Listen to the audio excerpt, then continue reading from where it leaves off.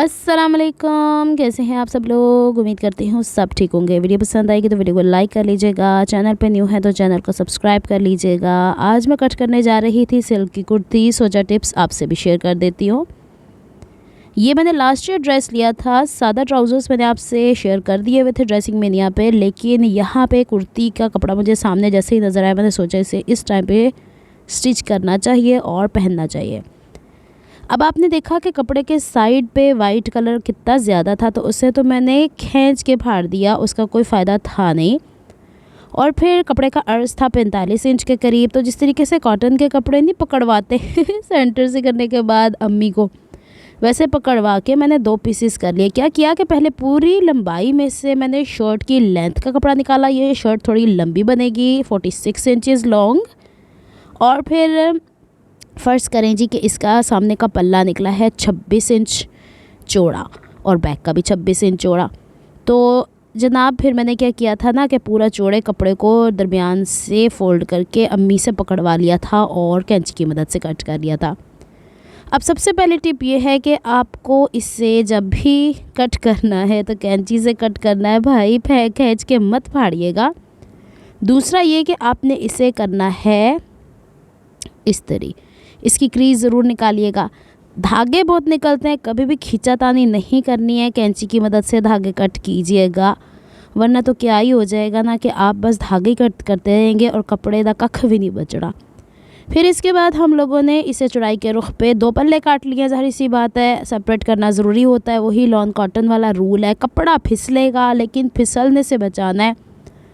इसके किनारे किनारे आपस में मैच करके देखें जनाब के कान किस तरफ निकल रही है। इसकी भी कान निकलती है तो आपने वो निकाल के इसकी इस तरह खिसकानी नहीं है, इसके ऊपर इस तरह रखनी है और फिर इसकी सेंटर क्रीज बनानी है। यही सब काम आप शमोज सिल्क पे भी करेंगी, लेकिन मैं एक सजेशन आपको दूं, शमोज सिल्क के ड्रेसेस मत बनाया करें, उसे अस्तर के तौर पे इस्तेमाल कर लिया करें।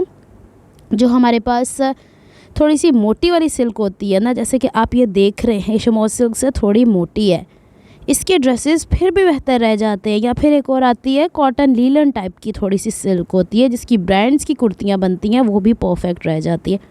बहुत सारे डिफरेंट नाम है हर एरिया के। अब एक चीज़ आपने देखनी है कि जब आप कपड़े को प्रेस कर रही हैं या तो पूरे को बिछा लें। अब चूँकि मैंने आपको हर चीज़ कैमरा में दिखानी होती है और मेरा कैमरा इतना वाइड एंगल नहीं है, तो मैं आपको दिखाने के लिए कि पिछली जो क्रीज़ बनी है उसी को रेफरेंस करके अगले वाले हिस्से को लेके चलना है। कभी ये नहीं करना कि अगले वाले हिस्से को बराबर कर दिया तो पिछली सारी क्रीज़ पे कान आ जाएगी। शर्ट पूरी तो बना लेंगी आप, लेकिन घूमेगी। आगे ना बात समझ में।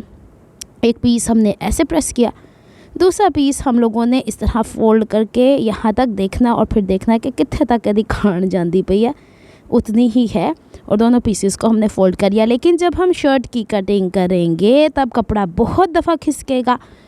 शर्ट की कटिंग हमने करनी है एक पल्ला बिछा के। हमने ड्राफ्टिंग दोनों हिस्सों की कर लेनी है, फ्रंट एंड बैक की, लेकिन एक ही पल्ला बिछाना है। अब इस पॉइंट पे आके आप या तो इसे पिनअप कर सकते हो। आपने एक काम और जहन में रखना है, सिल्क के कपड़े को फर्श पे रख के कभी मत काटिएगा, वरना आप खेलती रह जाएंगी और कपड़ा आपसे खिल जाएगा। ठीक है। ऊपर सबसे पहले मैंने सीधी निशान लगाया क्योंकि इसमें हल्की सी कान थी। तीरा मैंने रखा है 8 इंच।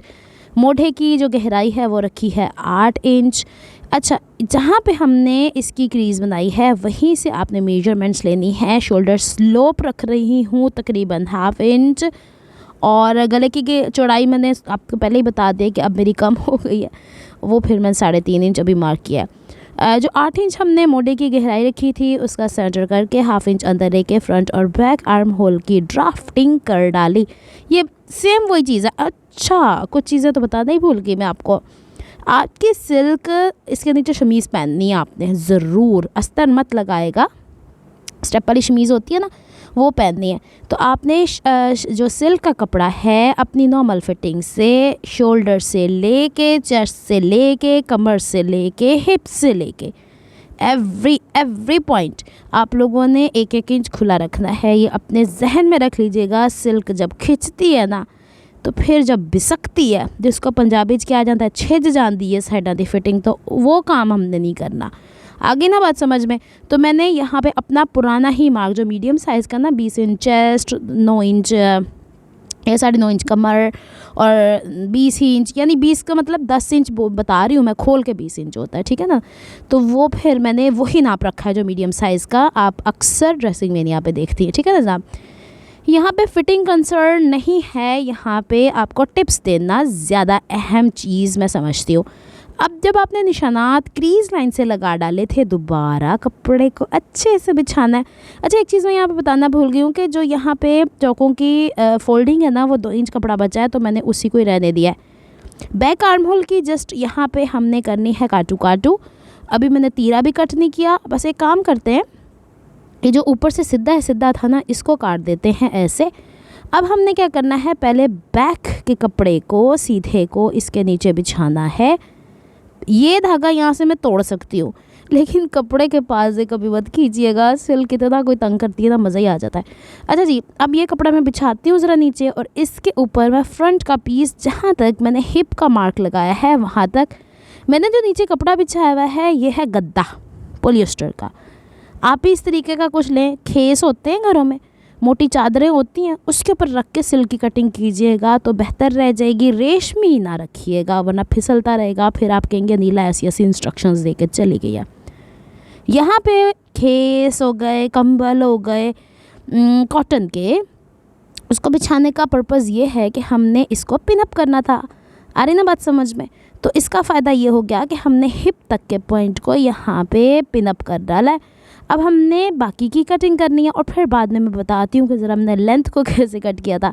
अब देखिए, हम लोगों ने जो ऊपर वाला कपड़ा था उसमें तो फ्रंट आर्म होल भी कट कर लिया था, लेकिन नीचे वाले में हम बैक आर्म होल कटिंग कर लेते। इट मीन्स कि नीचे वाला कपड़ा, नीचे वाला पल्ला हमारा बैक का हो गया, ऊपर से हमने शोल्डर स्लोप, अब दोनों एक दूसरे के ऊपर है तो एक साथ कटिंग कर डालने। और यहाँ से थोड़ा सा ना खिसक गया था तो यहाँ से बैलेंस करना बहुत ज़रूरी है, इसीलिए पिनअप करवा दिया था मैंने आपसे। अब हमने साइड की फिटिंग की काटू काटू कर डालनी है। अच्छा, चेस्ट से 1 इंच बाहर था, चेस्ट से 1.5 इंच बाहर था, कमर से 1.5 इंच बाहर था, हिप से 2 इंच बाहर है, और पिछला पल्ला आप देख नहीं थोड़ा सा चौड़ा, उससे मैंने बाद में कट कर लिया था। अब मज़े की कहानी देखें, चूँकि मेरा टेबल है लकड़ी का, उसमें पूरे पे ये कपड़ा नहीं बिछा हुआ था, तो जहाँ तक मैंने पिनअप किया वहीं तक उसे पिनअप रहने दिया। और मैंने कहा आपसे कि कमीज़ मैंने चूँकि थोड़ी लंबी कर डाली है 46 इंच की, तो हमने जहाँ तक पिनअप किया था वहाँ पे कपड़े को रोल कर डाला है इस तरीके से, यानी वो ब्लू कलर का जो नीचे है ना, उसको देखे मैंने रोल कर दिया। और इसका मकसद ये था कि जिस तरीके से ऊपर मैंने करके रखा हुआ है ना ये वाला, वैसे वैसे करके मैं नीचे वाले पोर्शन पे ले जाके इसकी लेंथ बराबर कर लूँ, क्योंकि कपड़े की कान यहाँ पे भी निकलती है। आ रही ना बात समझ में आप लोगों को। तो अब मैंने कैमरे का थोड़ा सा फोकस चेंज कर दिया। लो जी, ये अभी मुझे बाद में पता चला कि इसमें से एक पल्ला और थोड़ा सा छोटा था। हाय, इसको भी बैलेंस कर लेते हैं। लंबाई 45 हो गई है 46, यानी तैयार 44 पे होगी। चले जी, हो गया। अब मेरा पता क्या मकसद था कि इसके अंदर जो सिलवटें हैं वो निकाल दूँ, नीचे से बैलेंस हो गया। चले जी, मुबारक हो, कमीज़ की काटू काटू हो गई है। मेरा था कि अब नीचे वाले हिस्सों को यूँ फोल्ड कर दूँ और ऊपर वाले हिस्सों के ऊपर से मैंने पिन्स यहाँ से निकाल ली थी, और पिन्स निकालने के बाद फ्रंट की जो फिटिंग थी वो बैक पे ट्रांसफ़र कर दी थी, और फिर हम फ्रंट आर्म होल की कटिंग कर देंगे। आगे ना बात समझ में। ये देखें, मैंने यहाँ पे पहले चेस्ट का मार्क किया है, थोड़ा सा फिर से बैलेंस कर लेते हैं, फिर दोबारा से कमर का नाप किया है, फिर ऊपर से रख के दोबारा बैलेंस करके ये हिस्सा, ये ज़रा सा खिसकेगा ना तो आपकी फिटिंग सारी आउट ऑफ फिटिंग हो जाएगी। और फिर हम इसके निशानात लगा देते हैं। देखें, स्टेप से चलेंगी, थोड़ा पेशेंस रख के काम करेंगी तो आपका सिल्क इंतहाई आसानी से कट जाएगा। लेकिन अगर आपने अफरा तफरी की ना, बड़ी दिक्कत हो जानी है। अब हम फ्रंट आर्म होल की कटिंग कर लेते हैं। बैक का पल्ला वो देखे मैंने साइड पे निकाल के रख दिया। आ गई जगह समझ। अब बारी आती है स्लीव्स की। तो स्लीव के लिए 20 इंच चौड़ा एक कपड़ा है, और तकरीबन आपको पता ही है ना कि मैं रखती होती हूँ कि ये देखें, पहले इसकी फ़िटिंग चेक कर ले। हो गया जे, लग गया जे पता कि किस तरीके ना कटिंग हुई दी है। तो इस तरीके से आप कटिंग करें। और मेरा पता क्या इरादा है कि इसकी यहाँ से जो मैंने 2 इंच रखा है ना, तो इसकी फोल्डिंग मैं ऐसे वाली करूँ। वैसे तो मेरे पास काले रंग का कपड़ा भी बचा हुआ है, हो सकता है मैं पलटा भी लगा लूँ, लेकिन सिल्क चूँकि बड़ी डेलिकेट होती है तो पलटे से थोड़ी भारी हो सकती है। चलिए जी, बाजू का कपड़ा जो है वो बाजू की लंबाई के बराबर से थोड़ा सा ज़्यादा था, क्योंकि इस पर भी कान निकलनी है। चौड़ाई ये अब डबल फोल्ड पे 20 इंच है। अच्छा देखें, चूँकि स्लीव जो है वो लंबाई में भी कम कपड़ा यूज़ होता है ना और चौड़ाई में भी, तो हमने इसको 4 फोल्ड कर लिया है। आपने कुर्ती को ऐसे नहीं करना था, लेकिन अगर आपको लगता है कि आपसे ये ख़राब हो जाएगा तो आप पहले एक स्लीव काटेंगी, फिर दूसरी स्लीव काटेंगी। आ गई बात समझ में? अब देखिए ये मैंने इसके बराबर बराबर काटू कर दिया फ्रंट से। मैं जब इसे बैलेंस करूँगी और फिर लास्ट पे देख लिया जाएगा जब हम इसकी फोल्डिंग्स करेंगे कि आया स्लीव की लेंथ पूरी है कि नहीं है। तो यही सब कुछ था जो मुझे आपसे शेयर करना था। उम्मीद करती हूँ कुछ टिप्स तो आप लोगों के लिए बेनिफिशियल रही होंगी। और फिर एक बाजू को हम यहाँ से सेपरेट कर देते हैं और फिर इसे खोलने के बाद हम इसके फ्रंट वाले हिस्से की गहराई कर देंगे। मिलती हूँ मैं आपसे नेक्स्ट व्लॉग में। अपना बहुत सारा ख्याल रखिएगा, मुझे दुआ में याद रखिएगा। ड्रेसिंग मेनिया पे मैं सोच रही हूँ इसकी नेकलाइन आपसे शेयर कर दूँ, कैसे इसको हैंडल किया जाता है ताकि आपको समझने में आसानी हो। नेक्स्ट व्लॉग तक के लिए अल्लाह हाफिज़।